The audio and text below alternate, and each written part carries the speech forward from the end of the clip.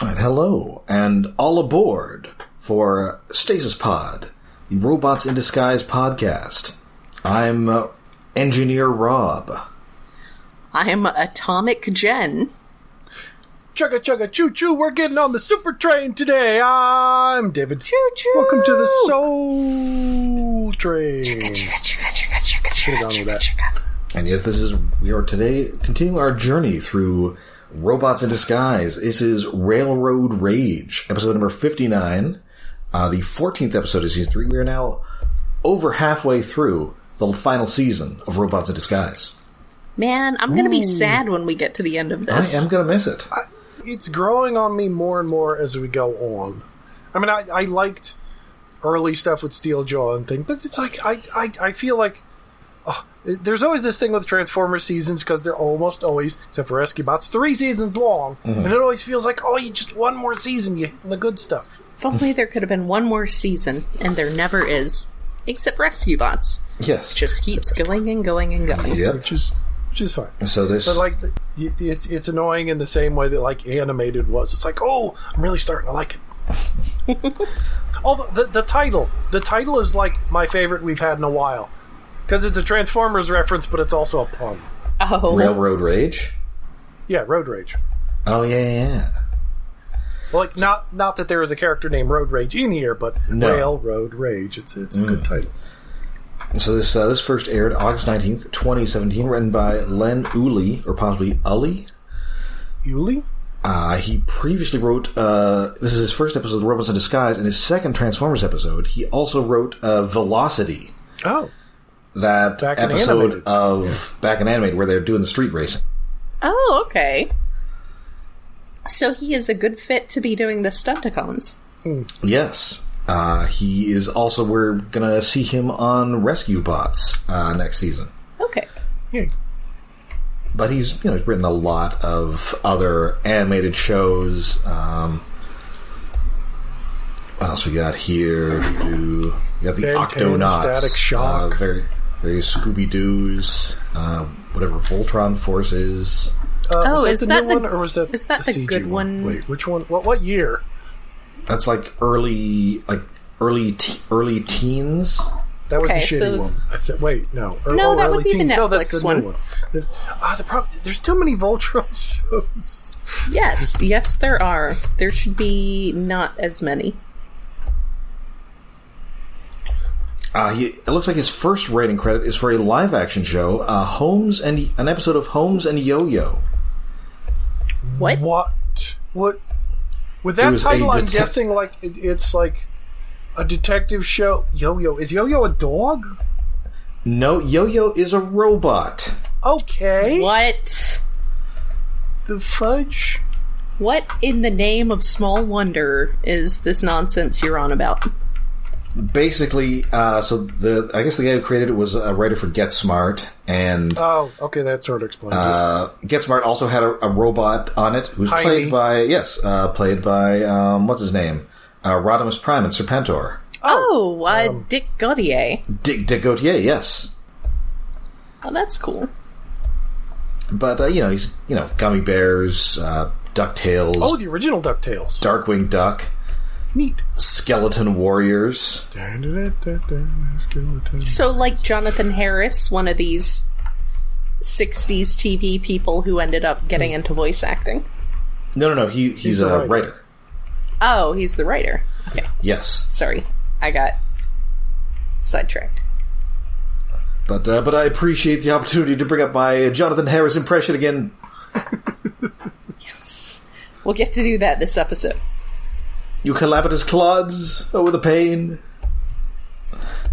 Anyway, so we open, and Jetstone Slipstream, of course, the resident Minicons, are being good boys and cleaning Drift's swords. Yes. They are excellent boys, unlike Sideswipe, who is in the middle of setting up a prank. Yes. And I don't know if it came up before, Drift has a katana and a wakizashi. Yes. Okay, I didn't quite catch that name, but I knew that was the real name for the short sword. The short, yes, the slightly shorter than a katana sword. Yes. That apparently he has no use for, because there are various times in this episode where he could have used his totally fine short sword. That keeps coming back. Does not use it. Like, do you just keep that around for counterbalance? Does it actually suck? Maybe. Well, also, at the beginning, when spoilers, one of his swords breaks, I thought they broke the wakizashi. But I guess I just wasn't paying attention to which. I still confuse which Minicon is which, because they're both red and black. Yes, it is confusing. know. And they both have the same voice actor. Yes. Yeah. They are not very well distinguished as characters. No. Yes. Anyway, Much like my current litter of kittens, they are just the good boys. Oh god, yeah, they're like two kittens. Two very good kittens, though. Man, I should have named this current litter after the Ninja Turtles. I missed an opportunity. 4 boy kittens. Well, the next batch, because Ninja Turtles are eternal. Yes. Yeah, but getting 4 boy kittens is not eternal. Well, I guess you have 4 boys and a girl, you could have an April. Yes. Or Venus, or, what's the other one in the comics? The new Madeline one? could have been April. That would have been perfect, because she's not from the same litter. It's Anyway. bugging me because I actually am slowly reading the current Ninja Turtle comics. What is the name of the other Ninja Turtle? Crap. Jenica, isn't it? Something like that, yeah. Or is that someone else? Okay. I think you're right. Anyway, so they're cleaning these swords, of course. Sideswipe not big on proper weapon maintenance, even though he has a sword of his own. He does. Which is on his back through this entire episode. I don't remember him actually pulling it out anytime during the episode, though. No. Especially when it would have been convenient. Yeah, like maybe could you use this drift? I know it definitely isn't as cool as yours, but maybe it could be useful. Nope. Not good enough. Not, I don't know, balanced properly or some nonsense. Anyway, and Drift drops in. He is so offended by basically the presence of Sideswipe that he just has to go off and meditate to restore his vibes. He's so mad at Sideswipe for just being Sideswipe. It's pretty harsh. Well, he brings up like Sideswipe pranks, which like he doesn't actually do in this episode. A prank. Well, he kind of does. There's a prank that ends up paying off in this episode. It's not a prank he committed during this episode. Yes. It was just like a prank that was set and forgotten. Anyway, so he leaves. They go back clean, but unfortunately, they're now so distracted that Slipstream accidentally swaps out the water he was pouring on this katana for just a bottle of hydrofluoric acid that was just lying around. Yeah, just like you have in a junkyard.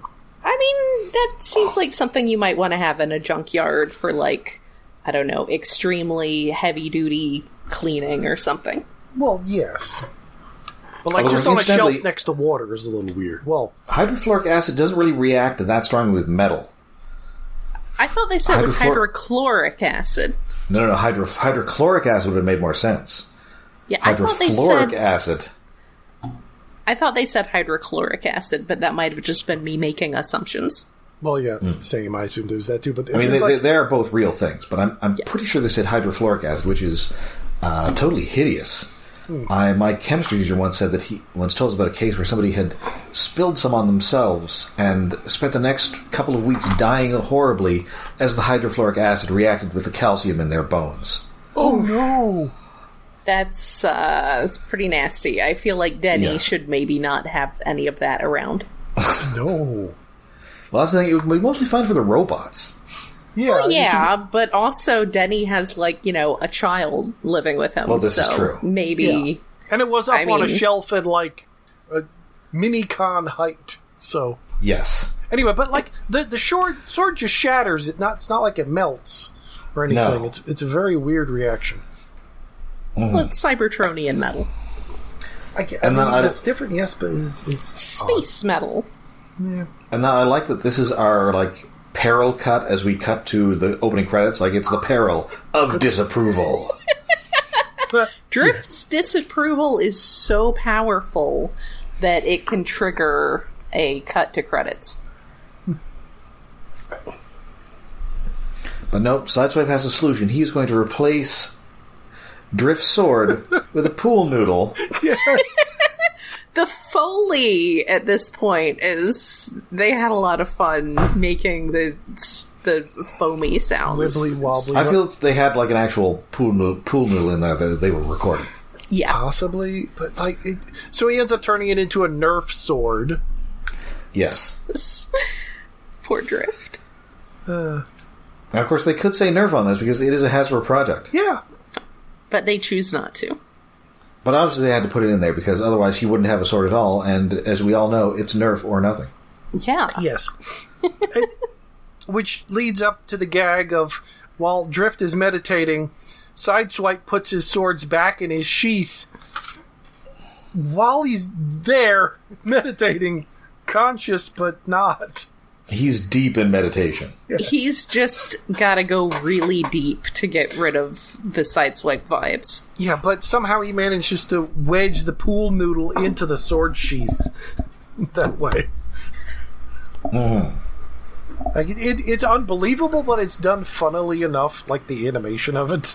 It's like, yes. Yeah, sure. He pulled it off. He So meanwhile, managed. cut to the Stunticons, all 5 of them together for once. Yay! And they're Nice just little plowing through cars on the road. Well, Motormaster is just barreling through cars. Like, he Yep. kills motorists. He knocks They're cars all- off the road. information like a group of geese.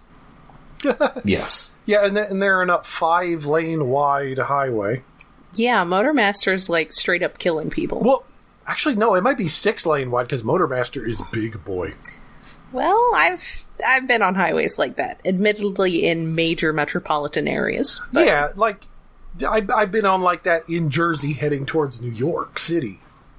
yeah. But, like, this is the middle of nowhere desert.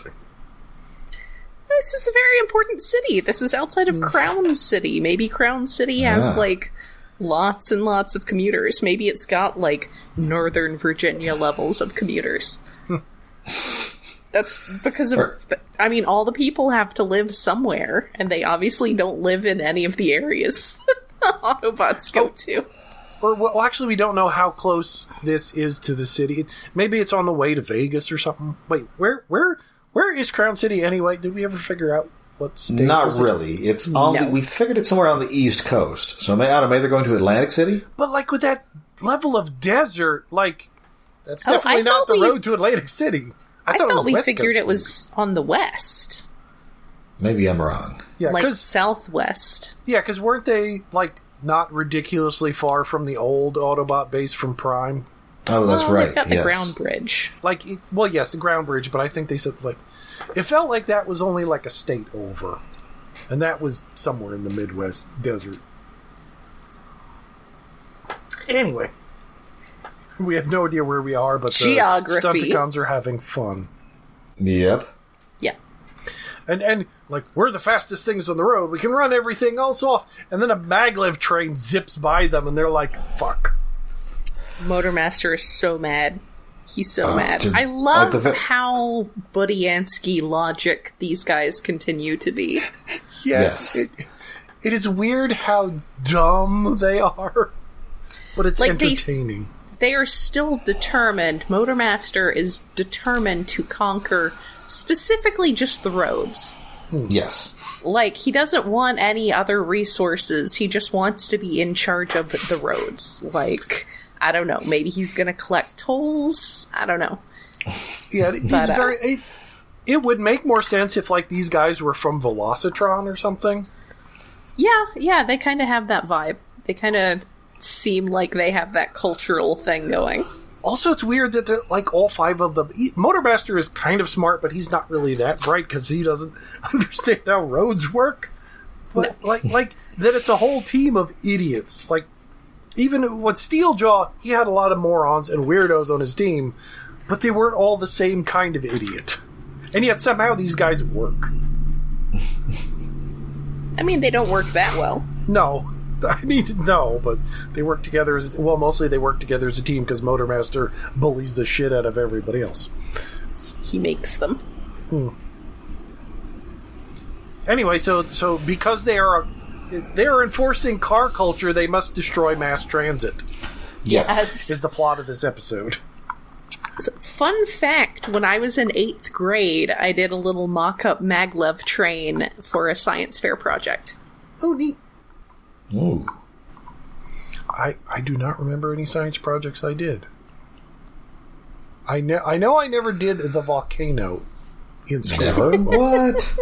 Well, I did do it later as an art project, but not as like a science project. But the volcano... I know. I made a volcano around a Sobe glass with a Godzilla on the side of it. Oh, well, wow. okay. Yeah. Wait, did I actually use it as a volcano, though? I can't remember. Anyway, where were we? Science. But how did we get here? Also, this was like 30 years ago, and we are still no closer to actually using maglev trains, because, again, car culture. Well, also, like, where would you have it go from... It'd have to be, like, from New York to Boston in America as a start. Or, like, Los Angeles to San Francisco. I guess, maybe? Yeah, that might work. Or a really good one from, like, L.A. to Atlantic... Or, Las Vegas. Confusing my casinos. You just really want to go to Las Vegas this weekend. No, why do the hell... Did I see something with Vegas recently? I don't know. You did earlier when we were talking about why there was a 5-lane highway near Crown City. I don't know, it just popped into my head or something. Well, maybe I heard that Elvis song this week. That might be why. Maybe you just really want to go gambling. No. And I'm a little surprised that none of those like live-action Transformers movies are taking place in Vegas. Well, I mean... Yeah, I mean, it would be a great place to destroy. I mean, look at Honey, I Blew Up the Baby. The first one took place in a fake town, in a fake Well, city. this is true. And then later they decided they should be in real places because, I don't know, extreme stakes, and they destroyed Chicago, which is mean. Yeah. Especially considering how many times we had conventions there. It's destroyed Chicago, they destroyed one of the pyramids, they destroyed Stonehenge. I think Bumblebee takes place in a made-up town. Yeah, I think so. Possibly. Oh, and then, of course, the last movie, they destroyed Machu Picchu and parts of 90s New York. Oh. R.I.P. parts of 90s New York. Yeah. Which we will, I'm sure, talk about at some point on this show. Yep. Yes, when that comes out. But anyway, so, you know, the alarms go, and it is time to see what's going on with, Decepticons. They're heading for this rail yard, and so they really have to get on this because this train has an unstable fusion engine. Which, weird, that... I mean, I guess that explains why it's unmanned. Yeah. It, like, this atomic train thing reminds me of so many other things, like... Wasn't there a movie called Atomic Train? Yes, there was. It had Blue Man Kuma in it. And I watched it. Yeah, because it had Blue Man Kuma in it. Wasn't there also like a Super Train TV movie or something? Oh, there was a TV show called Super Train. Okay, that was it. That was like one of the great bombs of American TV. Yeah, and it's come up in Tokusatsu a few times. The first instance I can remember is in like Ultra Q, where there's like, I forget if it's atomic power, but it's like a super train. But also there's like self-intelligent goo on the train that evolves into a gorilla-shaped robot. And it gets, at the end, the train explodes and the gorilla and a small boy get shot into space, I think. That was a goofy episode. Yeah, so it sounds like it. Super Train ran from February to May 1979. The train itself cost $10 million in 1979 money. Ooh. But it's a nuclear-powered high-speed train that has such luxuries as a swimming pool, shopping centers, a gym, a library, a medical center, and a discotheque. So was this like on a normal train track, or did they have to have extra wide train tracks? It was, in fact, on a super broad gauge track. Okay, because... Ran from New York to L.A. Sure. Was this something that, like, was this set at the time, or was this set in, like, in the future? I think it was set in the present. And it was kind of like the Love Boat on a train. Wow. Sure. Yeah, apparently the combination of the failure of Super Train and the U.S. boycott of the 1980 Summer Olympics almost boycotted NBC. Oh no! Or almost bankrupted NBC. Poor NBC. Then we wouldn't have gotten all the great stuff we got on NBC. Like, I don't know, was Turbo Teen NBC or was that CBS? Now I don't remember. I was going to say Seinfeld, but okay. I guess that too. I saw this cartoon, this guy turns into a car. What's the deal with that? Like, if you're sitting inside him, is that weird for him? If two people have sex inside him, is that a threesome? These are important questions. That just makes me think of that I consent, I don't consent setup. That just made me think of that terrible first Transformers novel. Oh no. Yeah. Anyway, It's so bad. they have got the Autobots, including Drift, who has his pool noodle sword unknowingly on his person, are off to catch the train. The Minicons and Sideswipe keep refusing to inform him, oh yeah, your sword's fucked, despite the fact that we're going on a field mission. Like, maybe you could use your short sword, maybe you could use my sword, anything. Nope. Like, you're going on a mission, you are not going to be able to replace that sword. Yeah. They have decided that is a whole lot of we're going to deal with that later. Yeah, they just keep pushing it down the line in such a weird way. It felt like they should have been, like, trying to steal that katana instead of just, like, let's just not tell him and hope it doesn't come up. Yes. Try to get the pool noodle back. Yeah. And so they ground bridge over to the train yard, and almost immediately they get, like, a bunch of stuff dropped on them. And as Sideswipe says, we get a lot of stuff dropped on us. You ever notice that? Yes. It's like, yeah, they do. Yeah, well, they can take it. They're robots. But it's interesting, he's the one that is starting to become genre savvy. Yes. And yet as the dumbest one. Yeah, is he's true. dumber than Grimlock. Oh. Aw, that's rough. That's rough. Not contesting it, but it's rough. Grimlock lacks social graces and like, how to interact with people more, but Sideswipe is definitely dumber. Yes, I feel that Grimlock has more self-awareness of his own limitations. Well, That's fair. sometimes. Well, sometimes. I mean, there was just that speed episode. Well, this is true. Grimlock is more prone to self-parody, sadly. So, they chase them, and at one point, Drift is about to draw a sword, but Sideswipe is all, you only use your sword on the most worthy opponents. And clearly, these Stunticons, they kind of suck. Maybe you should keep your sword sheathed. Yeah. I just keep thinking of that guy on Babylon 5 who, had to, whenever he drew his sword, he couldn't put it back until it had drawn blood. That was on Babylon 5? That is such a samurai cliche. It's a very tropey. Yeah. Well, the gag was that sometimes, he wouldn't get a chance, so he'd have to, cut himself with it. Uh-huh. So he didn't just have to carry it around all the time. Just and just slice his thumb and put it away. Oh. It's a very J. Michael Straczynski gag. You're just using that as an excuse for self-harm, dude. Well, When I was clear that he doesn't actually enjoy doing it, he just has to. Oh, he has to. Wait. It's the way of his species. They're like lizard guys. Normally, that sort of thing is just a curse. I do love a good cursed sword. What the...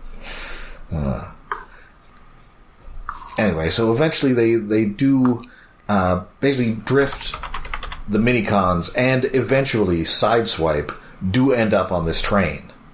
We're skipping over a blink and you miss it almost part where a little gold mini-con steals the last Decepticon hunter weapon. Yes! Yes. We are remembering all of the meta plots today. Yeah. Yes. This is apparently Gold Gear, who did not get a toy. Aww. Because it was supposed to be High Test, who got fired a couple episodes ago, so they just had to put in this guy at the last minute. Good baby. He's a good baby. They're all good babies. They're all good kids. All the mini-cons, good kids. Even when they're stealing Decepticon hunters. Yeah, our mysterious robot voice here is really pulling a Fagin with these mini-cons. I know, right? Well, we don't even hear the mysterious robot voice in this episode. It's just one tiny scene where Gold Robot shows up and then disappears with a Decepticon hunter. Using the little mini-cons to do his bad stuff. That's not right. You've got to pick a pocket or two, boys. You've got to pick a pocket or two. That's not even the first Fagin we've had, because then there was also Drift's backstory guy. Oh yeah. Evil Cheetor. And I guess there was also Chop Chop, who was kind of like a Fagin of himself. Yes. Yeah, like his parts like didn't have individual personalities, really. It was like if 5 Artful Dodgers combined to be Fagin. Yeah.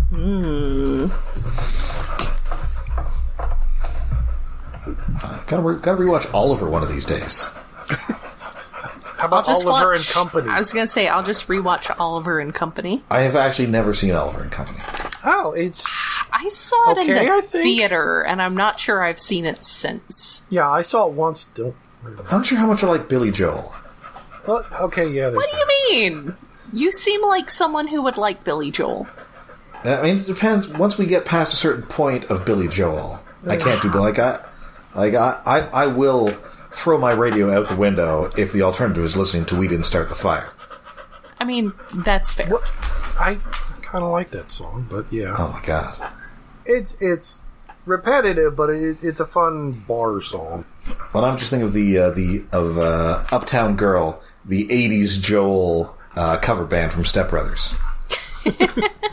Do not request anything from the 70s or 90s. They are exclusively an 80s Joel band. Anyway. Seems like reasonable limitations. Anyway, they end up on the train and they accidentally turn it on. So now we are indeed... Well, Grimlock accidentally turns it on by being slammed into the control tower thing. That's so it is a runaway train. It's never... It's a runaway train and it's never turning back. It's going the wrong way on a one-way track. I wish I could remember the lyrics to Crazy Train. Just having flashbacks to sitting on the school bus, listening to that on my Walkman. And of course, I'm having flashbacks to watching on VHS one of my dad's favorite movies, John Voight and Eric Roberts in Runaway Train. Ooh. Believe it or not, from a script by Akira Kurosawa. Really? What? Yes. Sure. Yeah. It's actually a good movie. Is it a remake? No. Kurosawa tried to get it made for 20 or 30 years or something, and then eventually it went to Canon Films. Weird. Who wanted to make a prestige movie, so they got Andrei Konchalovsky to direct it with John Voight, Eric Roberts, and Rebecca De Mornay. Oh. Okay. And it is actually really good, even if the trailer for it, of course, because it's a Canon movie, reuses the theme music from Life Force. What's really good music? The naked space vampire movie. They spent a lot of money on Life Force, and it shows. Oh, they did. It's probably their best movie. Unless Runaway Train is. I mean, it depends on your definition of best. I mean... It's a really good, cheesy sci-fi space vampire movie that looks good and has Patrick Stewart in it. Well, yes. I mean, it's definitely the best movie that you would expect to come from Canon Productions. Yes. Yes. Whereas I would say that the Runaway Train is the best movie you wouldn't expect to come from Canon Productions. I guess there's probably another weird one in there. And also it's the movie that kicked off Danny Trejo's movie career. Oh, ooh, okay, nice. Yeah, that's a plus.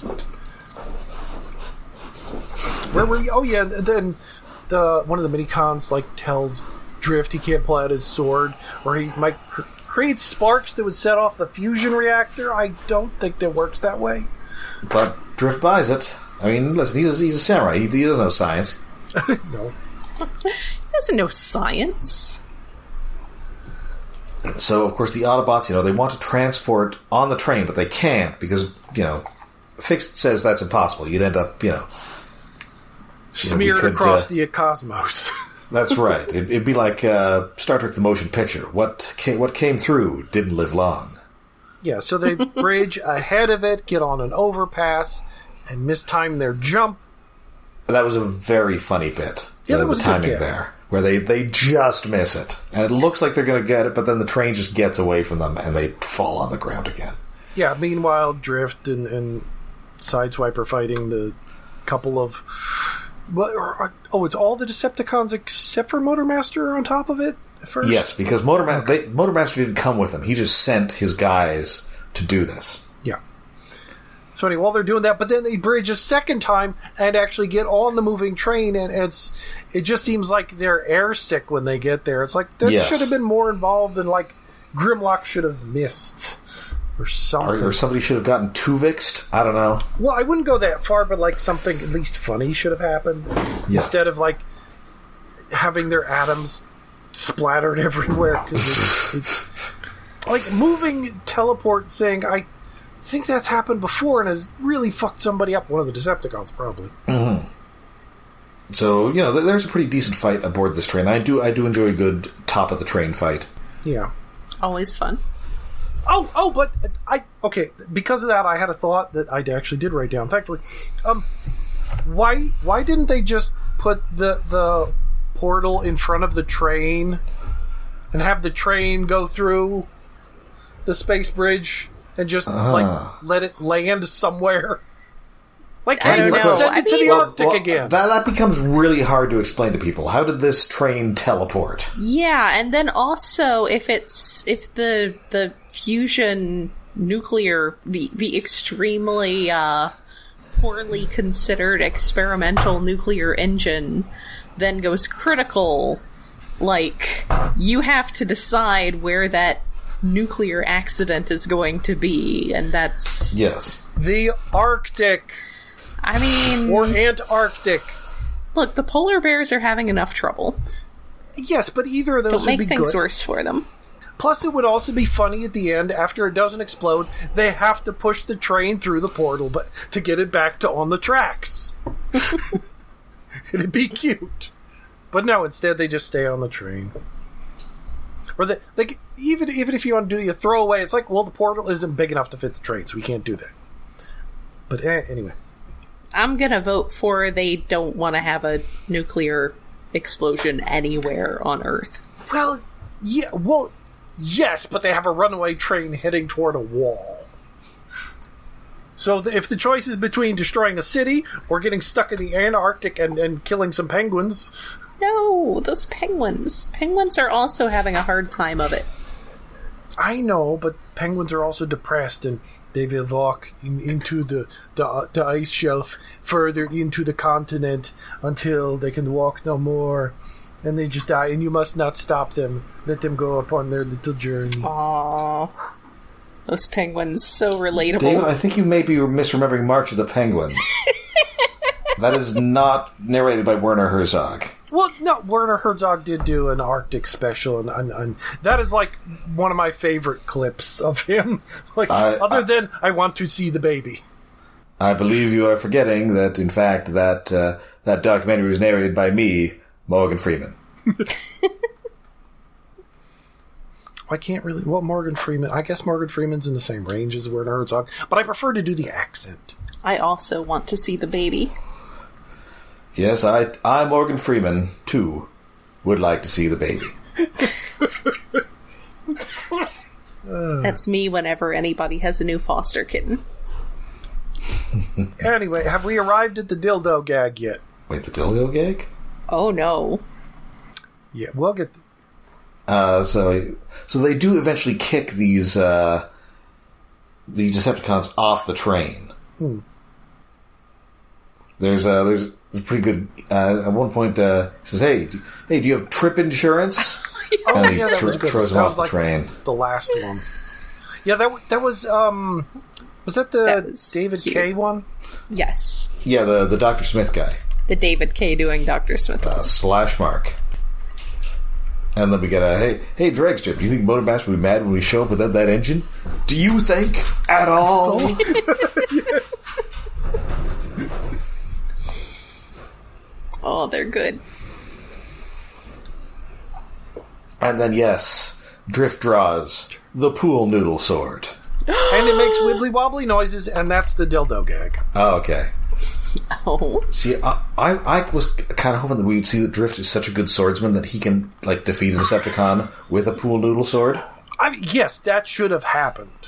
Alas, that's not how it went. It's like, he is so much a master of the blade, he can do it with the pool noodle. That would have been a good guess. It should have gone that way. Well, you were pulling pranks. I mastered the noodle.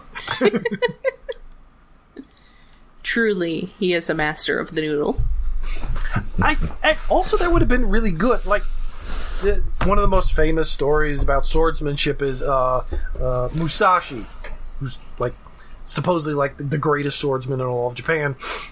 Like, he went, like, somebody challenged him, and okay, we'll get on a boat, we'll row out to this little island, and on the way there, Musashi is just carving a boat paddle, sharpening it. And then the swordsman's like, the fuck, you're gonna fight me with a boat paddle? It's like, yes. And then Musashi wins with the boat paddle. It's like, there, I could beat you with anything. It doesn't matter. Or I may be conflating two stories, but there was a thing where he beat someone with a boat paddle against sword. Anyway, yeah, so they're down to the train, and oh yeah, rubber noodle. I can't cut into the hatch on the top of this super train with my pool noodle, and I'm conveniently forgetting I have a second weapon with a blade. Like, is that thing just for show? They do use that, right? Yes, he uses it later. Yeah. It's very confusing. Maybe that one is not. I don't know. Maybe there's something about the leverage or the. I don't know. Maybe it's different. One of the Decepticons just should have grabbed it when he fell off the train. Yes. There's your solution to that problem that you created yourself, while still ignoring the sword strapped to the back of Sideswipe's back that he never uses. Yes. It's just for show. So there are 3 swords in this episode, and only one of them is the useless pool noodle. And then, of course, Drift immediately assumes that this is Sideswipe pulling a prank. Yes, because that makes sense. Sideswipe just kind of lets it go. Because, well, you know, it's not like he's going to be any madder at me. He already hates me. Yeah, it's like, yes, I'll take the blame for your little adorable minicon. Yeah, so everybody's trying to get in this hatch. You know, it's not working, but finally they do get through there just with brute force. Yeah, but everybody punches it. Grimlock slaps it with his tail twice. But then as they're getting closer and closer to the city, it's like, well, we can't stop it. We must get off. So Bumblebee says, let's abandon train. And, because it's like, after he says, not quite literally, but it's really close to the line from Beast Machines, our location is going to be the same as our situation. Terminal! That's always a good one. Because it's going to crash into a train terminal. Oh, it's such a good dialogue. It's such a good dialogue, it feels like it should be from an 80s action movie. But it's from Beast Machines. Well, his line here is, we'll be in the terminal in no time, and that'll be terminal for us. Yes, which is almost location situation. Yes. Could have been more of that line. Yeah, so thankfully Strong Arm is able to call ahead and just have everybody evacuate. And then finally Slipstream does just say, you know, I accidentally destroyed your sword while cleaning it. It is my fault, it wasn't a wacky prank. And I'm tiny enough to fit in this little hatch. I'm going in, boss. So he I don't know if maglev trains actually have brakes like this. But it lets them use, like, old-timey train brake noises. I would guess probably not, because that squealing is like the squealing of the some noise friction against the wheels. And this has big glowy hover magnets. Yes. You need to make some noise. All you might really as well just need use to regular do squeal. is turn the magnets off, and it just falls onto the tracks, and then you have the friction of the tracks. Yeah. Or turn the train somehow, because if it's not on the metallic tracks anymore, it may stop going. Yeah. So no, there's they just so many solutions to this problem. They go through a tunnel. They try and stop it with the swords. With the sword, Sideswipe doesn't use his arm. He uses his sword. He uses his forearm to stop. While Drift is using his wakizashi to slow it down. His wakizashi sort of broke on that roof. Mm-hmm. Like it's strong enough to slice through a mile of concrete, and yet hydrofluoric acid cracks it. What? Yes. This is a fun action episode. I just have problems with some things. So, of course, they do eventually get it stopped just in time. Of course, as you do. And they get out of there before they're discovered. With the super train. And Motormaster is indeed not happy. Very nonplussed. He is angry. They are in trouble. They have done a bad job. Yes. So, we're all back at the base. We're all having a chuckle about another job well done. But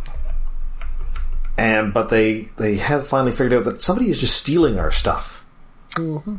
Yeah, at this point, they're like, okay, this is too many Decepticon hunters that have gone missing with no proper explanation. Someone is clearly just swiping these off of us. Yeah, once is Sideswipe being a forgetful idiot. Twice is Bumblebee fucking up. 3 times is this is a conspiracy. Yes. Once it's Strong Arm, I mean, Strong Arm. She doesn't make mistakes. When she does, she freaks out about them for days.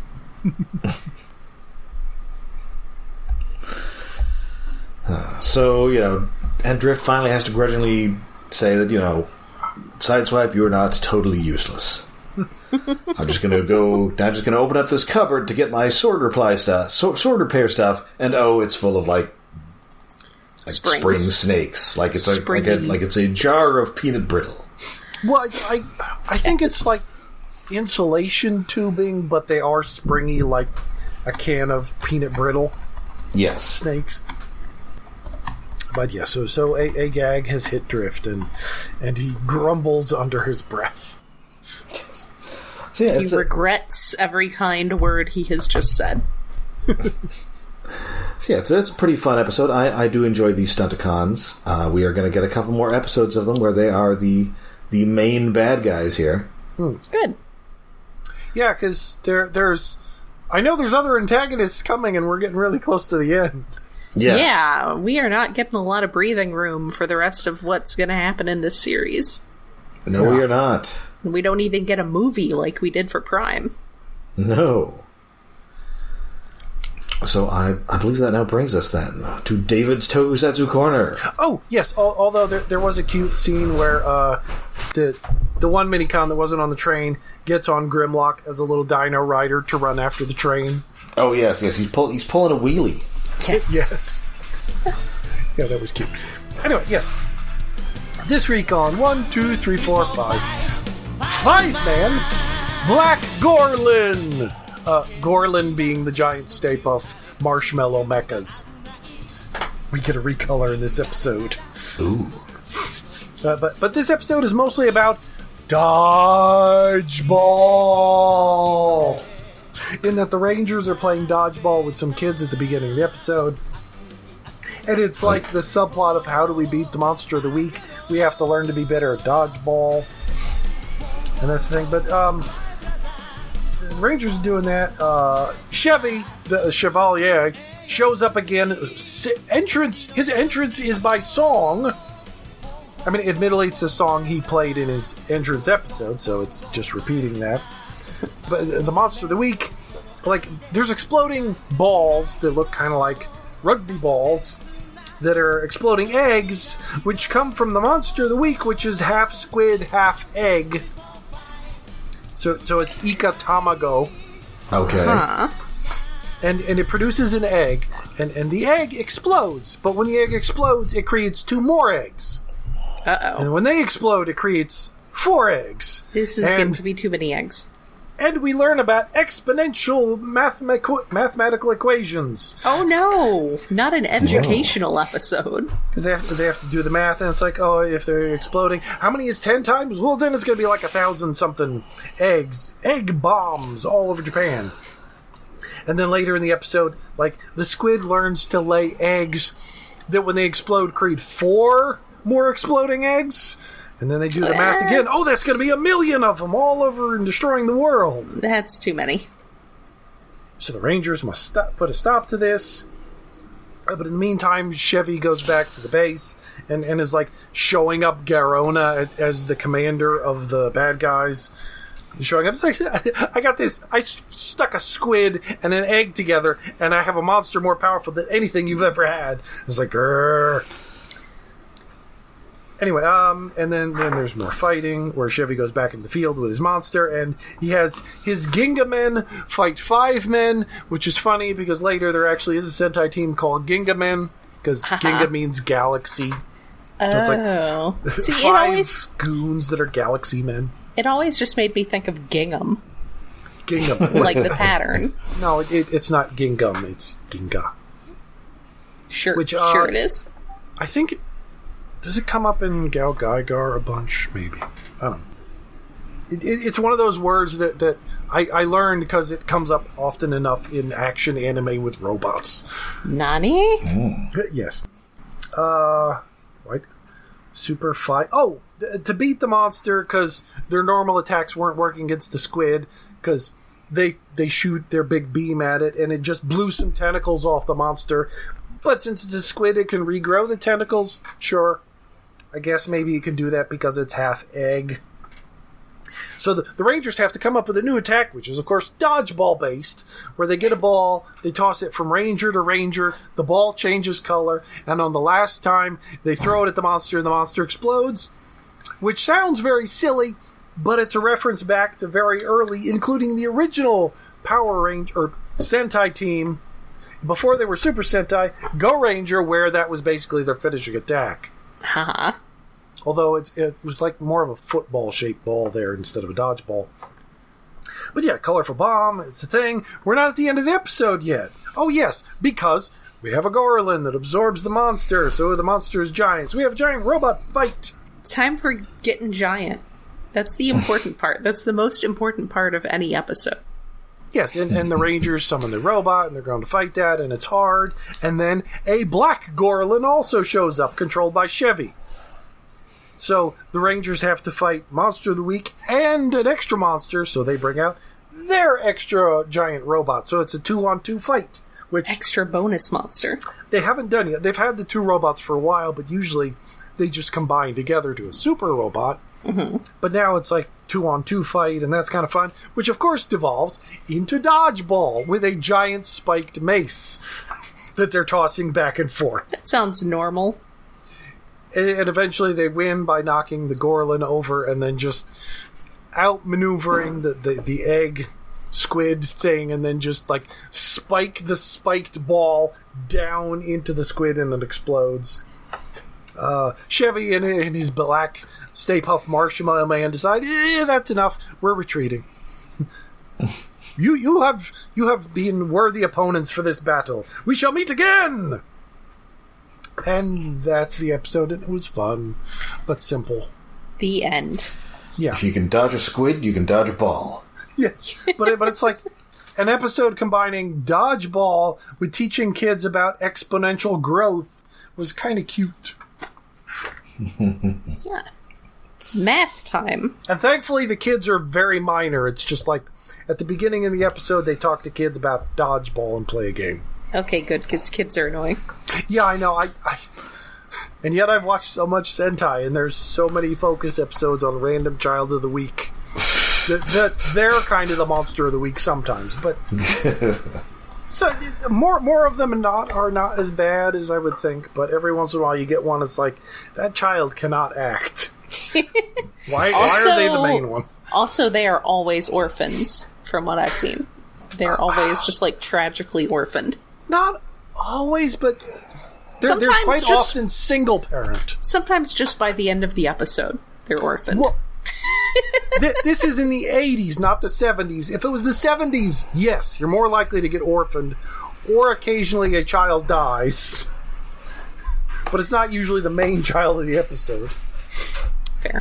Although the further you go back, like, there's a sliding scale of, like, child danger does happen, animal danger. Like, if I see a puppy in an 80s episode, okay, there might be a little problems. If I see a puppy in a 70s episode, oh no. That's it. I have concerns. Puppy's gonna die. Yes. R.I.P. that puppy. It has happened. I would recommend, like, everybody should see Kaiketsu Zubat, Magnificent Zubat, except for the episode with the dog. Oh dear. I think it's like episode 27. Skip that one.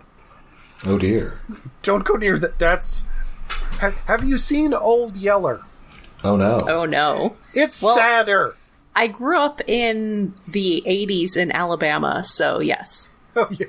Yeah, it's a very weird episode that doesn't feel like it belongs to the rest of the show. Anyway, yes, come to our Discord and other things. I stream Tokusatsu every Friday and other stuff, and my throat is giving out. Everybody else can talk now. All right, well, that is it then for us for this week. We'll be back next week with more Robots in Disguise. Until then, of course, you can find us all over the internet. We're on Twitter, we're on Facebook, we're on Mastodon, and we have a Patreon. Yes, we are hosted on iaconunderground.net, where we have a Patreon set up to help with hosting and other expenses. That is patreon.com/iaconunderground. And we finally decided on what we were going to watch for July, and it is a doozy. We are going to watch the straight-to-video, seemingly extremely out of print, but still available on YouTube, Gen 13 movie. So I hope you are ready for characters literally just named Grunge and voice actresses who are really trying to be Lori Petty. And voice actor Mononym. Yeah. Yes. That's right. And, of what course, are you, Mark Henyon? Hamill. Chicken? And, of course, Mark Hamill, because you can't have a animated thing back then without having Mark Hamill as your villain. A return of Mark Hamill. We haven't had Mark Hamill since the last episode he was in a Rescue Bots, but... Yes, the worlds of Star Trek and Star Wars collide in this little scene animated feature. Well, little scene in that it was never technically actually released in the United States. Yeah, little scene outside of, like, friggin' Croatia or whatever. Oh, really? I didn't realize it was that bad. I figured it was just dumped to VHS and never No. spoken of again. Oh, we will get into this. Short story, as far as I know, it came out in some places. It was released in Australia. Okay, then. Apparently it was broadcast on TV in Russia. Oh. Really? That's cute. Yes, Gen 13ski. Yeah. Wow, Gen 13 is way older than I thought. This movie is older than I thought. Hail great comrade J. Scott Campbellovich. Oh, I knew how old Gen 13 in general was, because I was a teenager in the 90s, and we will discuss that too. You can hear me discussing being an extremely nerdy and yet very punk teenager in the 90s on our Patreon. Yes. Which you can join for as little as $1 a month, because I believe strongly in making things accessible, and honestly our expenses are not that high. Not like my Mastodon server, which is $90 a month to run. But fortunately, the Patreon for that is covering it handily, with a little bit left over for me to occasionally buy myself some fancy dolls on heavy clearance at Target. Hey. So, but yeah, that is patreon.com/iaconunderground. The special episodes are always huge fun. All right, so until next time when we combine and conquer, I'm Rob. I'm Jen. And I'm David.